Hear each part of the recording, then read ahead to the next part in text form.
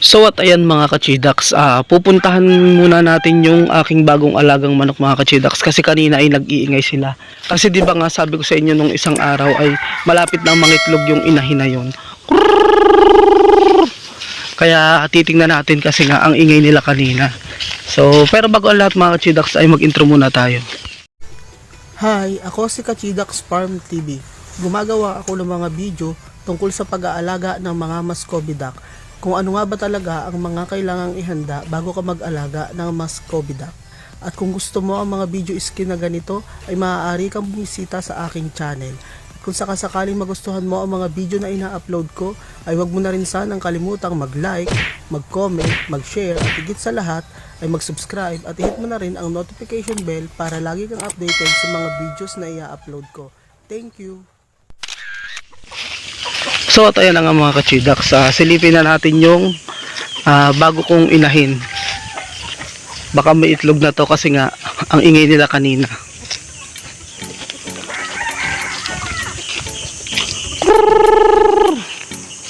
So ito mga kachidax, itong manok na to, ano yan, binigay ko yan dun sa kasosyo ko. Magiging kasosyo ko sa manok sa 45 days.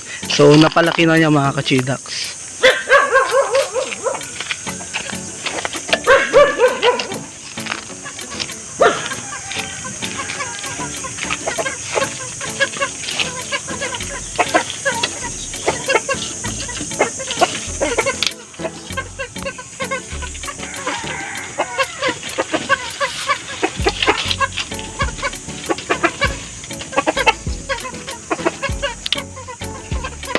So bago natin silipin mga kachidax, ito pala mga kachidax ay pinalitan ko na ng pugad. So bago natin silipin mga kachidax ay pakainin muna natin tong mga nandito.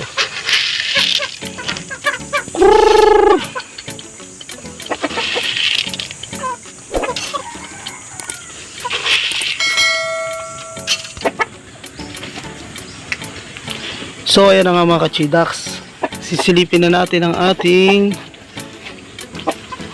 isang manok, ang ating bagong alagang manok. So ayan mga kachidax, yung nagdadrive ng kuliglig na yan ay yung magiging kasosyo ko sa manok na 45 days mga kachidax. Naghahakot na siya ng mais niya. Kasi doon yan ibibilad sa sa likod ng bahay, doon sa sinunog namin kahapon. Yan, nagsunog kami doon kahapon kasi binibilad na nga yung mais. Mamaya papakita ko sa inyo. So ayun na nga mga kachidax, silipin na natin kasi laki nitong tandang. So nandito yung pugad na ginawa ko, pinalitan ko kasi to. Oh, sabi ko na nga ba mga kachidax, kaya lang parang bakit medyo na iputan yata. Pinalitan ko kasi kahapon yung pugad mga kachidax. Kasi di ba nandito yan, ngayon nandito na nilagyan na ng magandang pugad. Kasi nga nung nandyan yung pugad niya parang malalaglag yung mga itlog, kaya pinalitan ko. So sabi ko sa inyo mga kachidax, may bago na naman tayong manok na nangingitlog. Kaya lang parang hindi magandang mangitlog to, dinudumihan niya yung itlog niya. Ganda.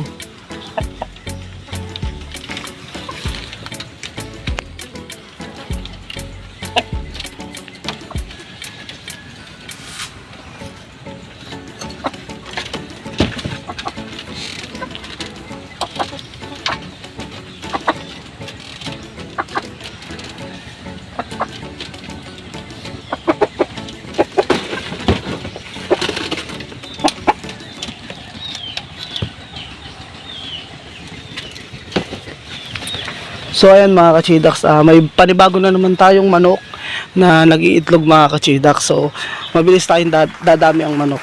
So ito mga kachidax, baka mga isang buwan na lang to o isang buwan at kalahati mangingitlog na rin to.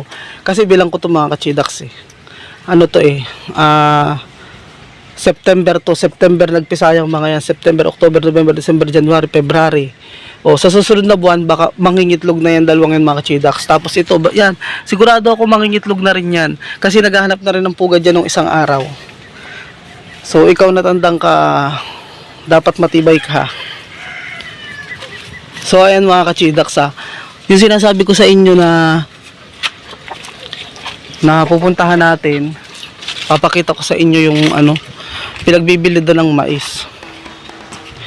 Kasi nilinis namin yung kahapon, sinunog namin. Ngayon, magbibilad na ng mais. Silipin natin mga kachidaks.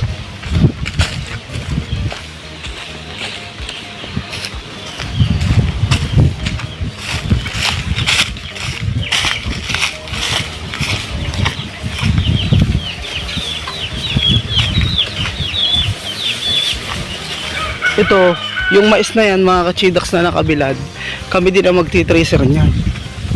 Kumbaga kami yung magigilig para maging buto, matanggal siya dun sa sa pukol niya.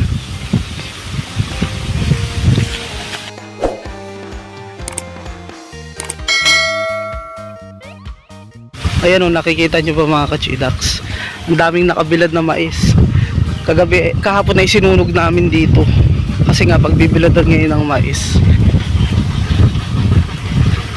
So ayan, ang dami nang nahakot ni Bossing oh.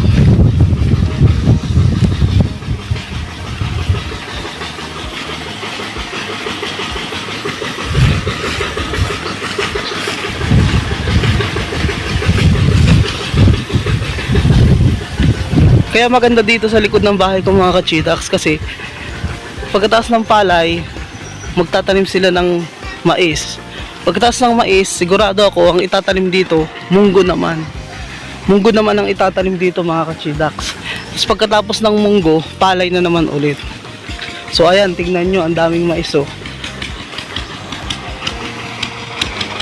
So hindi pa yan tapos. Marami pa silang hahakutin mga kachidaks. Marami pa silang hahakutin. Ito dapat talaga yung mga yan, ikakalat para matuyo. Ikakalat to.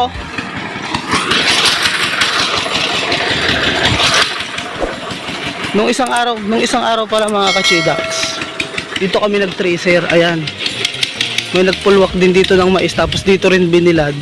Kami din yung nag-tracer. Halos lahat naman mga kachidaks, kami yung nagti-tracer. So ayan, tingnan nyo, grabe ang daming mais oh.